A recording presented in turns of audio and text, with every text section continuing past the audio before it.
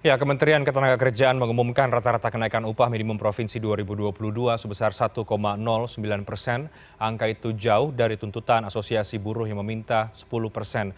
Menteri Ketenagakerjaan Ida Fauzia menyebut besaran UMP 2022 tidak bisa sesuai dengan keinginan buruh karena pemerintah harus mengikuti formula baru yang tertuang di PP sebagai aturan turunan dari Undang-Undang Nomor 11 Tahun 2020 tentang Cipta Kerja. Bagaimana Serikat Buruh merespon putusan pemerintah? Sudah bergabung bersama dengan kami Pak Bang Said Iqbal, Presiden dari KSPI. Selamat malam, Bang Said Iqbal, apa kabar? Selamat malam. Baik, Bang Said Iqbal, langsung saja kalau kemudian buruh menyatakan keberatan, sudah disampaikan terkait dengan keputusan pemerintah untuk UMP tahun 2022, mungkin Anda bisa sampaikan kembali apa yang menjadi keberatan utama dari UMP yang sudah diputuskan oleh pemerintah. Pertama, keputusan Menteri Tenaga Kerja yang akhirnya mengumumkan kenaikan upah minimum 2022 rata-rata sebesar 1,09% adalah inkonstitusional. Angka itu didapat dari perhitungan PP nomor 36 tahun 2021 yang kemudian ada formula ya yang menghasilkan batas bawah dan batas atas. Pemerintah sendiri yang menandatangani Presiden dan DPR Undang-Undang Cipta Kerja yang dalam klaster ketenagakerjaan sudah diatur bahwa disebut pasalnya kenaikan upah minimum kabupaten kota atau UMK dapat ditetapkan oleh gubernur. Jadi bisa iya, bisa tidak. Di ayat berikutnya kemudian itu dikatakan kenaikan upah minimum kabupaten kota sebagaimana dimaksud di ayat di atas adalah sebesar, jelas itu bahasa undang-undangnya, sebesar inflasi atau pertumbuhan ekonomi. Kalau kita pakai PP nomor 78 2015 kan inflasi dan atau plus pertumbuhan ekonomi. Nah, terus pertanyaannya, formula yang dibuat oleh Menteri Tenaga Kerja itu siapa yang ngatur? Nggak ada perintah undang-undang. Dengan demikian dia adalah inkonstitusional.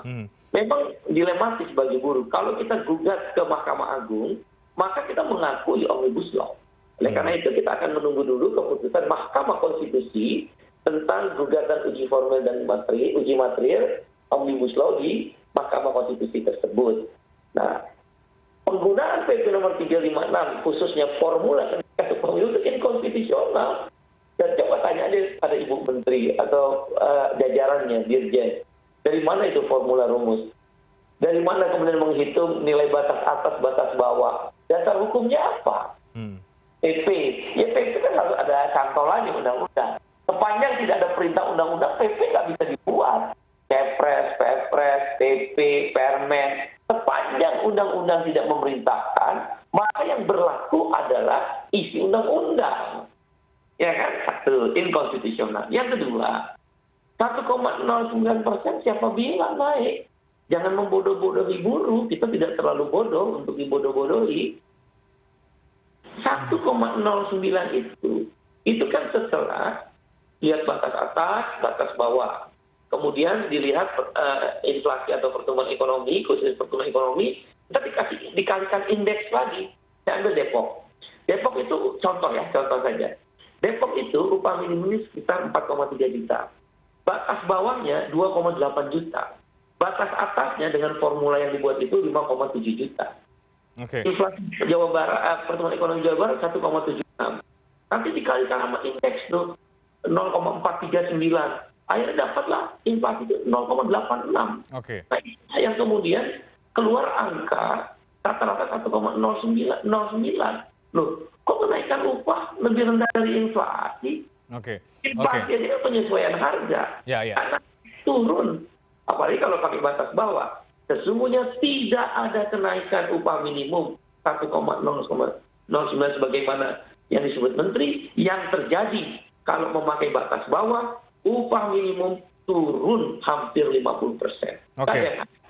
Baik, Bang Said, kalau tadi Anda mengatakan ini inkonstitusional ya, sementara kalau kita mendengarkan apa yang disampaikan oleh Menaker bahwa UMP ini sudah sesuai dengan PP 36 dan juga menyesuaikan dengan kondisi saat ini, untuk meminimalisir kesenjangan upah di antara wilayah dan untuk mengentaskan kemiskinan yang kemudian juga mengacu terhadap Undang-Undang Nomor 11 Tahun 2020 tentang Cipta Kerja. Artinya menurut pemerintah ini juga kemudian sudah sesuai dengan aturan dan juga undang-undang, Bang Said Iqbal. PP nomor 36 yang pakai formula yang disebutkan oleh Ibu Menteri, dasar hukumnya apa? Nggak bisa kita bikin PP tanpa dasar hukum. Oleh karena itu dalam tata urutan perundang-undangan, livernya ke atas. Kalau dalam sebuah undang-undang memerintahkan bikin PP, ada satu pasal. Aturan lebih lanjut tentang pengaturan upah minimum diatur dalam PP, boleh. Tapi bukan formula. Karena nilai kenaikan upah minimum dalam Omnibus Law itu sudah disebut inflasi atau pertumbuhan ekonomi. Kalau yang dimaksud pengaturan lebih lanjut, mungkin tentang mekanisme perundingannya, mungkin tentang tata cara penetapannya, bukan nilai. Di undang-undang sudah disebut. Kemudian Ibu Menteri atau pemerintah, dasarnya apa? Membuat PP.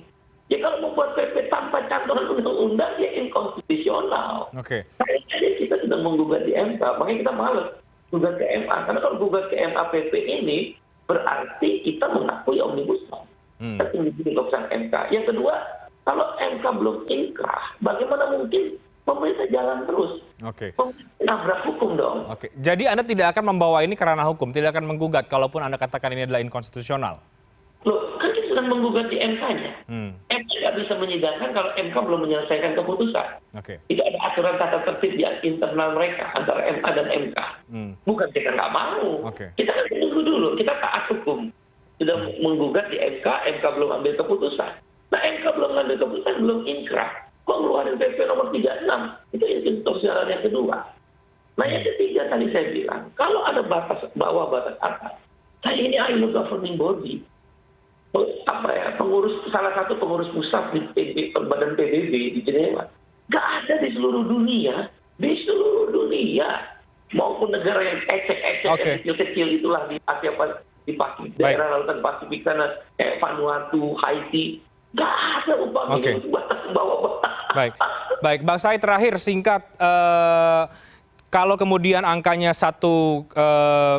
sekian persen ya, 1,09%, lalu sebetulnya yang kemudian Anda tuntut atau mungkin serikat buruh tuntut ini angkanya berapa? 7-10% ini juga kemudian dinilai cukup memberatkan bagi banyak pengusaha. Terakhir, Bang Said Iqbal. Oleh karena itu, bagi perusahaan yang tidak mampu, tidak perlu menaikkan upah minimum. Karena pandemi COVID memukul mereka. Kita bicara yang mampu kok upah minimum. UMKM dari dulu juga nggak pakai upah minimum, nggak usah diteret-teret.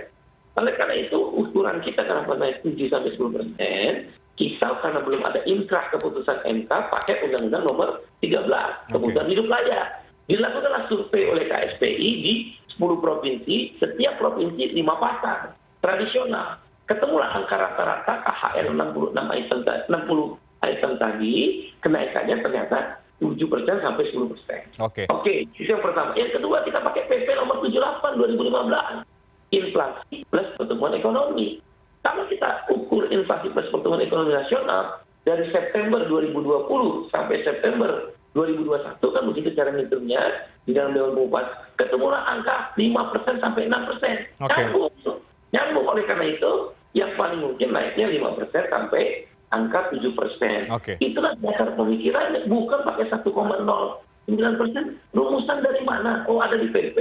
Loh, PP siapa yang perintahin? Uang undang-undangnya nggak perintahin kok. Ini kan akal-akalan, membodohi buruh, dan daya beli akan terpukul. 1,09% daya beli buruh akan terpukul, daya beli terpukul, purchasing power makin rendah, purchasing power daya beli makin rendah, maka konsumsi makin turun. Kalau konsumsi turun, pertumbuhan ekonomi tidak akan tercapai bagaimana harapan Presiden. Baik, Bang Said Iqbal, kita akan tunggu seperti apa kemudian respon dari pemerintah berkaitan dengan penolakan yang disampaikan oleh para serikat buruh. Sayangnya pihak Kemenaker tidak bisa hadir dalam diskusi pada malam hari ini. Tapi terima kasih Bang Said Iqbal sudah bersedia. Presiden KSPI, terima kasih. Sehat selalu Bang Said Iqbal, selamat malam. Selamat malam.